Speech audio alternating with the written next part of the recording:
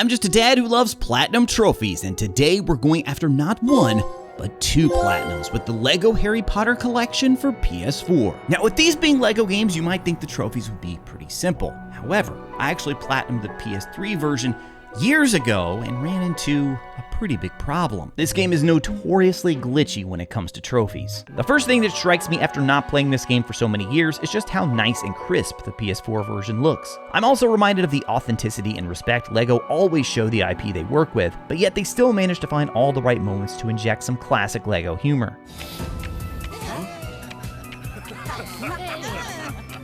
This is also one of the LEGO games that didn't have any spoken dialogue. Everything is conveyed through grunts, hand gestures, and the wonderful LEGO animations we've come to know and love over the years. I start knocking out story missions left and right. Harry learns he's a wizard, visits Diagon Alley, and sets off to Hogwarts School of Witchcraft and Wizardry. At about 2 hours in, something hits me. I've yet to unlock a single trophy. I checked the trophy list again and realized the majority of these aren't going to start popping until very late in the game, especially if I'm not going out of my way to focus on them early. So we get to Hogwarts and let out all of our trophy frustrations on the castle around us. That's basically what the LEGO games are anyway if you've never played one. Destroy stuff, build stuff, destroy it again. And a few puzzles along the way. At about 2.5 hours in, we finally unlocked our first trophy, this one for collecting ghost studs. With that now under our belt, it was time to take our first classes. We had charms with Flitwick, potions with Snape, herbology with Sprout, and our first flying lesson with Madam Hooch. After showing off our excellent flying skills to get Neville's Rememberall back, Professor McGonagall recruited us to the Gryffindor Quidditch team. Unfortunately, you don't actually get to play Quidditch in the LEGO games, but there is a Quidditch level. While the game is going on, you play as Ron and Hermione to try and stop Snape from jinxing Harry's broom. Of course, in reality, it wasn't Snape jinxing the broom anyway. Soon enough, the trio learns it's actually Quirrell who's trying to steal the stone, so they set off to try and stop him. The final level is probably my favorite from year 1. You get to sneak past Fluffy, destroy a few devil snare plants, catch the winged key, and play a LEGO game of chess before heading into the final room to battle against the Professor Quirrell version of Voldemort. After taking him out, we were awarded with our second trophy, this one for completing the story of the first book. From there, we jumped straight into Chamber of Secrets, with Ron breaking Harry out of his Dursley prison with a flying Ford Anglia. Once we arrived at the Burrow, we ran over our best friend a few times with this giant pumpkin car. Sorry, Ron, gotta get them trophies. Despite Dobby's attempts to keep us away from school, we eventually made our way back to Hogwarts. Sadly, the confrontation with the Whomping Willow is just a quick cutscene in this game. We do get a defense against the dark arts lesson in year 2, and even though it's Lockhart teaching, we learn the new Immobulus spell, which is useful for taking out Cornish pixies. We brew Polyjuice for the first time, which is actually pretty important in this game as it's how you'll transform into other characters when you're doing free roam later on. Harry finds Tom Riddle's diary and through her memory learns about his accusation that it was Hagrid who opened the Chamber of Secrets. Hagrid tells us to follow the spiders, and after an epic escape sequence in the Ford Anglia, Harry and Ron find Hermione's note with a picture of a basilisk. This is enough information for Ron and Harry to venture into the chamber, but they bring along Lockhart for the ride. We battle it out against the giant basilisk and secure our 4th trophy. Then it's time for Prisoner of Azkaban, which surprisingly was my least favorite section of the game. Something about the levels here just felt more tedious and drawn out than the others. We do get Professor Lupin in this one, as well as some fun winter scenes. This is also where we learn Expecto Patronum, but sadly, it's a non-corporeal version of the spell. It does have a really cool sound effect though. We get an actual gameplay section with the Whomping Willow this time, just before the trio learn Ron's pet rat was Peter Pettigrew all along and that Sirius Black is innocent. Lupin and Sirius set a trap for Pettigrew, but Lupin's transformation into a werewolf gives Pettigrew just the moment he needs to escape. Harry casts Expecto Patronum to save his godfather, but that's not where this game ends. There's an additional level where we need to actually break Sirius out of his cell and fend off a bunch of Dementors in the process. Another trophy for us, and in a hilarious nod to the end of the Prisoner of Azkaban film, we get this ending. I think Hermione knew what was coming. If Prisoner of Azkaban was my least favorite section of the game, Goblet of Fire had to be my favorite. Maybe it's because the Triwizard Tournament has so many sections that are just great for video games, like the Dragon Task. You also have the Underwater Rescue, which was so much better than the movie tie-in game, by the way. Then you have the maze, followed by the graveyard scene at the very end. You also have the presence of even more characters inside and around Hogwarts with the Durmstrang and Beauxbatons visitors. Along the way during the story, we unlocked a few additional trophies. Because Hermione now knows how to use a time turner, we were able to interact with these clocks and get the back-in time Lifetime trophy. We also got the Teacher's Pet trophy for completing all story lessons, and Quiet Please for turning off all sound while you're in the library. Then we got Story Complete for finishing the story levels in all 4 years, and Head Boy for completing the Year 4 story levels. On to Step 2, where we need to return to the Leaky Cauldron and replay the story missions on free play, all the while hoping that some of these other trophies will happen naturally along the way. But in order to do this, I first had to make sure that I had at least one character who could open locks, one character who can dig, one strength character, and one character who can do dark magic. I looked up some guides and found a few of the easiest characters to unlock who would fit those criteria. I also went to Diagon Alley and purchased some new spells, including Glacius, which is required for one of the trophies. I bought every red brick that we had unlocked naturally in our playthrough, as some of these perks will help us with other trophies. Then we got the Good Dog trophy by defeating 20 enemies with Fang, and chilled out by freezing 20 characters with Glacius. While replaying levels from Year 1, there are 3 things I wanted to focus on: rescuing students in peril, finding all 3 character tokens in each level, and finding all 4 house crests in each level. And while most of these are fairly easy to find, I found I was almost always missing 1 or 2 by the end, which unfortunately means I had to play a few of these levels yet again for a 3rd and some even a 4th time. At least it helped me perfect my path through the Quidditch level, which I needed to complete in under 5 minutes to unlock the Quick Quidditch trophy. All of this section here was pretty tedious overall, but soon enough I had managed to get the trophy for Crest Collector, and then went straight into Year 4, with it being my favorite, and soon enough we had unlocked the Ultimate Collector. Later I moved on to Year 2 and unlocked Arachnophobic for defeating 20 spiders with Ron. Eventually we found all the house crests for Year 2, and I powered straight on through to Year 3 as well. And because of our red brick multiplier perks, we also finished every level with the True Wizard rank, which means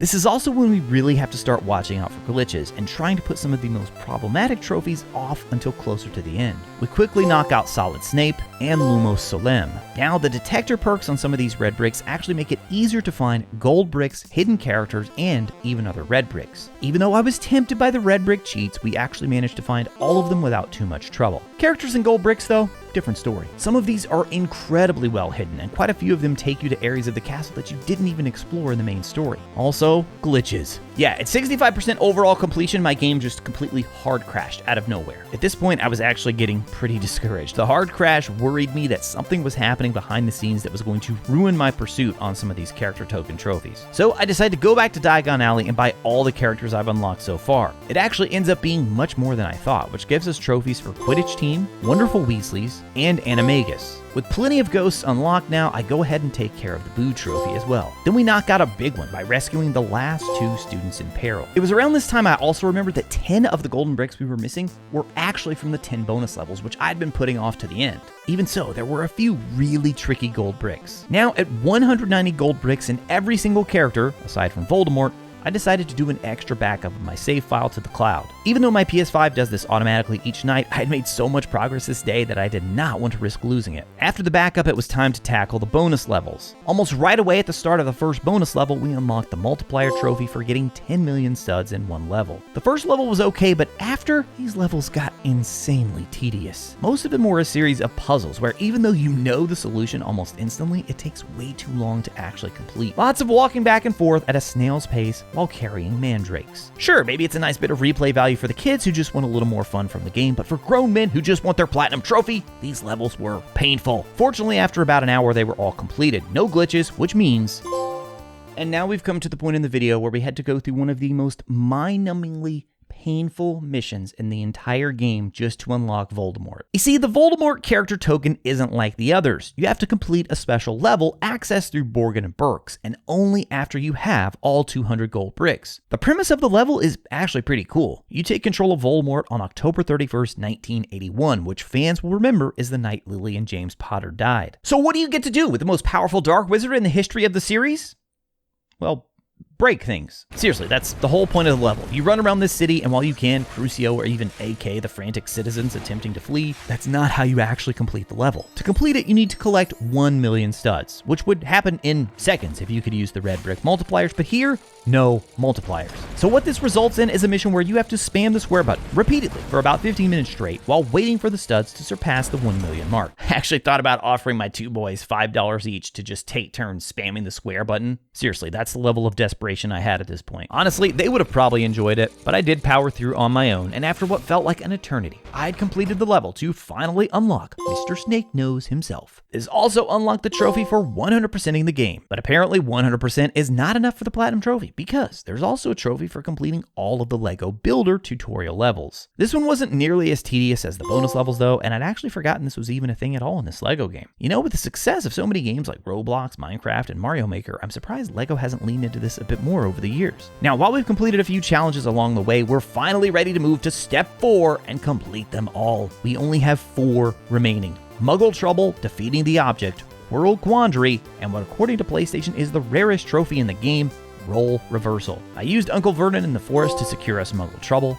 Quirrell takes out the troll easily enough. We use Voldemort to wreck Quirrellmort, and then it was time for the final trophy. I think this one is probably the rarest trophy, A, because it takes so long to unlock Voldemort, but also B, it's actually a little confusing what you're supposed to do here. The trophy makes it sound as if you'll somehow take control of Voldemort while in the graveyard battle with Harry. Instead, what it actually means is that you'll want the companion co-op character to be set as Harry while you play as Voldemort. Then, with you playing as the Dark Lord, you take out Harry with a quick AK. If you didn't know, friendly fire is most definitely a thing in LEGO games. And with that, Witches and Wizards, we unlocked our Platinum Trophy and are now ready to move on to years 5 through 7. Now I have to say, this one surprised me, and that was not always in a good way. Don't get me wrong, the game is really fun and better than 1 through 4 in many ways. There are awesome new mechanics and improvements to the gameplay, plus you get to travel to so many different iconic Wizarding World locations that you don't get to see at all in years 1 through 4. As for the not so great surprise, well, there was a trophy in years 1 through 4 that I described as one of the most button-mashingly painful trophies I have ever seen. Somehow they managed to take that idea and make it much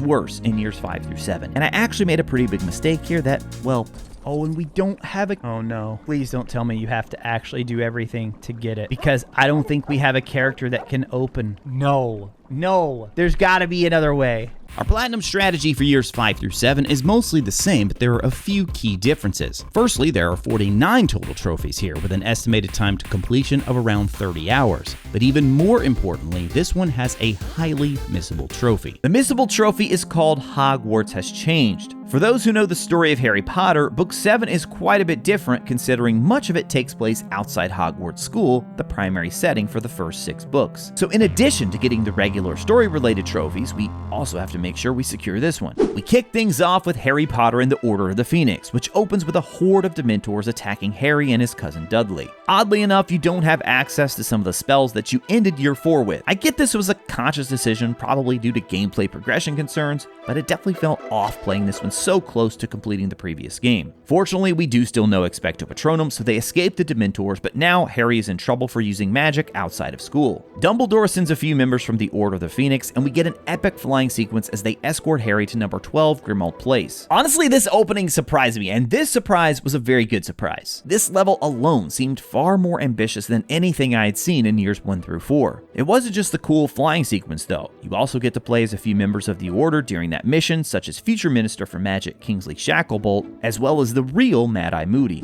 Speaking of the Ministry, we also take a trip there with Mr. Weasley. Harry has a trial to explain why he was using magic outside school as an underage wizard. The Ministry itself looks absolutely amazing. The developers really did an awesome job bringing this location to life in LEGO form. And it's here we're introduced to one Dolores Jane Umbridge, who has to be the most hated character in the entire Harry Potter series. Fortunately, Dumbledore shows up and keeps Harry from getting into any serious trouble. Unfortunately, though, the Ministry places Umbridge at Hogwarts in the role of Defense Against the Dark Arts professor. She also goes on to oust Dumbledore and become the Hogwarts High Inquisitor, but that happens later. She doesn't actually cause as much trouble in the game as she does in the book, but they absolutely nailed one of her most annoying mannerisms. Wait for it. Shut up!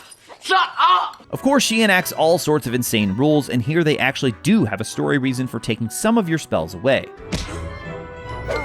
So Harry and his fellow classmates decide to form Dumbledore's army and go train on their own. It's here we're introduced to the new dueling mechanic, which wasn't present in the first game. You need to match the correct color spell with your opponent, get the wands to connect, and then mash away on a button to land a hit. Snape also starts teaching Harry to prevent Voldemort from invading his mind. At least he attempts to do that. It doesn't go very well for either of them, but it does result in Harry learning a new spell called Focus, which I'm pretty sure they invented just for this game. The spell lets Harry see what someone is thinking anytime they have this cloud bubble above their head. Casting Focus on it reveals an item. Then if you bring that item to the character, it will unlock something within the level. Because of Harry's connection to Voldemort, he starts having visions that reveal what the Dark Lord is up to. In one horrific vision, he witnesses Mr. Weasley getting attacked by Voldemort's snake Nagini. Eventually, Umbridge does find out about Dumbledore's army, but Hermione comes up with a plan to lead her into the Forbidden Forest where Hagrid's giant brother Grawp and a few centaurs take care of the rest. Then Harry and crew rush to the Ministry of Magic where Harry thinks his godfather Sirius is being tortured by Voldemort. All of this is because of another vision that he received, only this time that vision is fake. Turns out it was a ploy by Voldemort to find out what's inside a prophecy at the Department of Mysteries. The kids are attacked by Death Eaters, but the Order of the Phoenix arrives to help.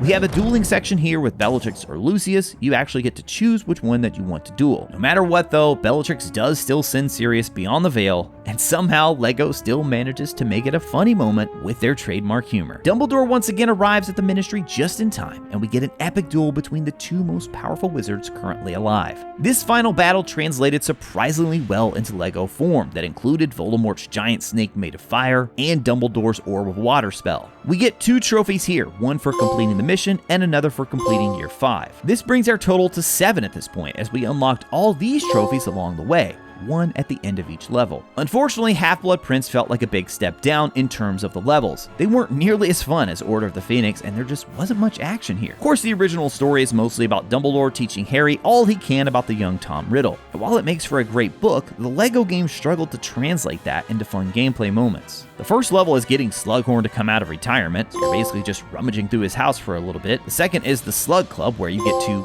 clean up dishes. Then there's Christmas at the Weasleys, where you actually get to wash clothes with Mr. Weasley. I'm actually not kidding. One of the new mechanics introduced in years 5 through 7, though, is the Quibbler Dispenser, which gives you a pair of Spectre Specs. These glasses reveal hidden items you can interact with in the level. There's a trophy for using one of these dispensers 25 times, so I found a dispenser inside Hogwarts that was pretty easy to access and knocked that one out. Harry and Draco duel in the next mission, and this is where Harry uses Sectum Sempra for the first time. Everything in year 6 builds to the moment when Harry obtains the Felix Felicis potion, which helps him persuade Slughorn to give up the memory of what he told Tom Riddle about Horcruxes. This sets up the final mission in the game with Dumbledore and Harry venturing into a cave in search of a Horcrux. You need to force Dumbledore to keep drinking the potion, but you also have to use Harry to fight off the approaching Inferi. I was surprised by how much this section really made me feel as if I was forcing Dumbledore to keep drinking. Of course, it's much more traumatic in the books, but here in the game, he'll stop and then you have to switch back to him and make him start drinking again. I was really disappointed in everything that came after though. The best part of the scene is when Dumbledore gets to show how incredibly powerful he is, but in the game, it's just a very short cutscene.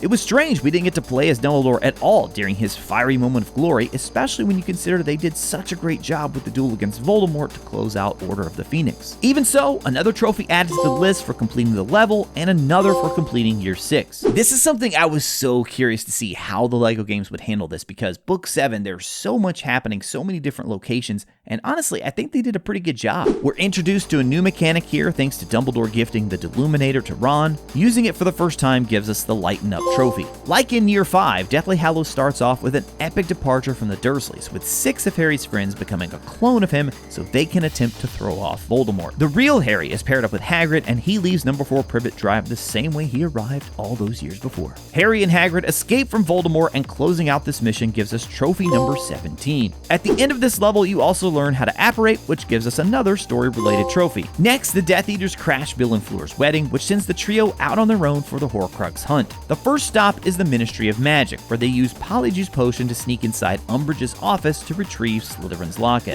Harry, Ron, and Hermione are now on the run and have set up camp so they can keep searching for the other Horcruxes. Okay, remember that missable trophy? Now is the best time to get it. All we have to do is go back inside the tent and interact with the Marauders map. This takes us back to Hogwarts, where we can see what's going on with Ginny, Neville, and the rest of the gang who are still in school. Ron leaves the group in frustration while Harry and Hermione go to Godric's Hollow looking for answers. And this sets up what has to be one of the most terrifying scenes in the entire series, and it's even pretty terrifying in the LEGO game. You see, at Godric's Hollow, they meet the sweetest, kindest. Just kidding, it's actually Nagini wearing Bathilda Backshot as a suit, and they need to get the heck out of there. After just narrowly escaping with their lives, Harry decides to follow a dull Patronus in the forest as it reminds him of his mother. This leads him to the Sword of Gryffindor, which they need so they can start destroying some of these Horcruxes. Ron comes back just in time to help out, and then we get a scene I never thought I'd see in a LEGO game. Yeah, your eyes are not deceiving you. That's Harry and Ron swimming in their underwear, freezing cold water, all to get the sword. They retrieve it together, put their clothes back on, and then use the sword to put an end to this piece of Voldemort's soul. Harry and Hermione share a dance in the tent, and then we get one of the most visually interesting levels that I've ever seen in a LEGO game. If you remember the tale of the three brothers from the movie, you'll know they went with a striking artistic interpretation of the children's story that reveals the lore of the Deathly Hallows. The game follows suit here, and I thought it was incredibly well done.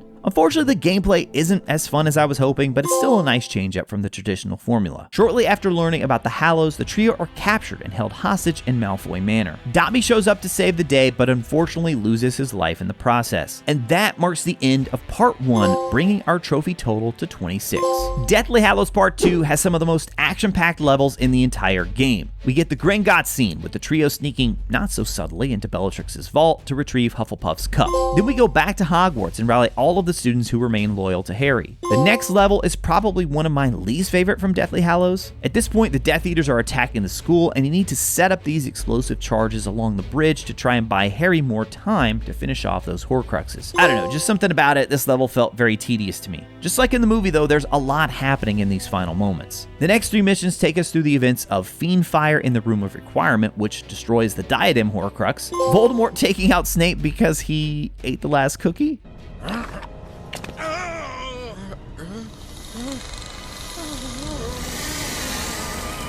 and then the final level with multiple epic battles across Hogwarts. They really went all out for this final level, as you'll control several different characters and get to play out many of the iconic scenes, including Neville taking out Nagini and Harry's final showdown with Voldemort. There's a super quick epilogue at the end, and we've now completed all story missions for years 5 through 7. With the story finished, it's time for Step 2, Free Roam. Rather than immediately jumping into the story missions again, I decided to take some time to explore Hogwarts, collecting gold bricks, red bricks, and unlocking characters. We need to make sure we have a strength character, dark magic character, and key character for the replay anyway, so it made more sense to me to do that now. This was a good change of pace, especially just after wrapping up the story. Here, we unlocked the Halfway There trophy for hitting 50% overall completion. As I was searching through Diagon Alley, I stumbled into Borgin and Burke's and actually found the bonus level.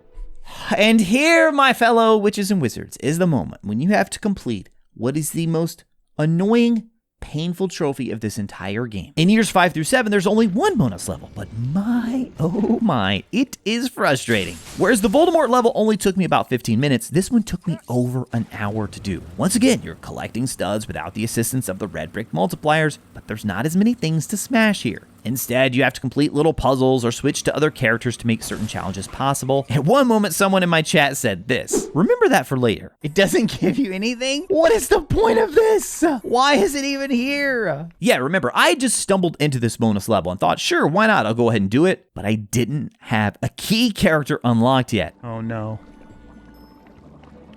Please don't tell me you have to actually do everything to get it. So if there were only 1 million total studs in this level to collect, then I was absolutely in trouble. There was no way that I could get past that lock. At this point, I started frantically going all over the level, just destroying everything I could. And that's when I remembered. Are we seriously stuck again? Come on. Yes! Yeah! It worked! Patrick's like, just get in a van and ram stuff. With the worst trophy out of the way, it's time for Step 3, Replay Levels. We need to complete all 24 levels with the rank of True Wizard. Within each of these 24 levels, we also need to rescue 1 student in peril, snag 4 house crests, and find 3 character tokens. Fortunately, we unlocked the trophies for collecting 1 billion studs and defeating 30 red caps. My focus was to try and complete each level just once without having to go back a second time. I did much better than in years 1 through 4, but there were still a few times I would occasionally miss and have to play it over again. It also didn't help that many of the levels here are just longer than the ones in the first game. Finally though, many hours into the stream, we completed all levels, but I still had a problem. I was missing quite a few characters. The character detector perk from finding that red brick should show us whenever we were near one. So I decided to go back through Hogwarts a few times just to see if I could find any. No luck. And that's when someone in my chat said, you can get back to the 10 area by apparating from London across from the Leaky Cauldron. So we knocked those out and somehow we have 201 gold bricks. But still, we were missing 2 characters. So I went back to Madame Malkin's and bought every single character that I currently had access to. This unlocked 5 trophies for us that were all related to unlocking specific groups of characters. I did see we had every version of Harry Potter unlocked, so I went ahead and completed the challenge where you have to AK every version of Harry using Voldemort. A little tedious, but kind of humorous as well. And then by looking at the remaining tokens on this menu, we were able to figure out the only 2 characters I lacked were the Fat Friar and Justin Finch Fletchley. Both were inside Hogwarts, and once I knew exactly where to look, they were easy enough to find. Back to Madame Malkin's to buy them, and then we had successfully unlocked the trophy for getting every member of the Order of the Phoenix, as well as the trophy for completing the game to 100%. Finally, with all characters accounted for, we can move on to Step 4, Challenges. We actually only have 3 here that we did not get along the way. First, we need to open a Weasley box with every member of the Weasley family. I was pretty sure I had used Ron, Arthur, and Molly during the story, so I switched over to Ginny, Fred, and George, followed by Bill, Charlie, and Percy to unlock the trophy. Both of the final 2 challenges involve duels with Bellatrix Lestrange. The order doesn't matter here, but I needed to win a duel against Bellatrix while using Neville in the waiter outfit, and then another with Sirius in any outfit. The easiest level to do this on is the Department of Mysteries level from Year 5. Yeah, I totally could have done this earlier if I'd had a better platinum strategy, but by this point, I knew the level well enough that it didn't take too long. First Neville, and then Sirius, which gives us our 61st platinum trophy. If you'd like to see me tackle a much more challenging platinum trophy, then check out my Lies of P trophy run here on the right side of your screen now. As always, thank you all so much for watching, and I'll talk to you again soon.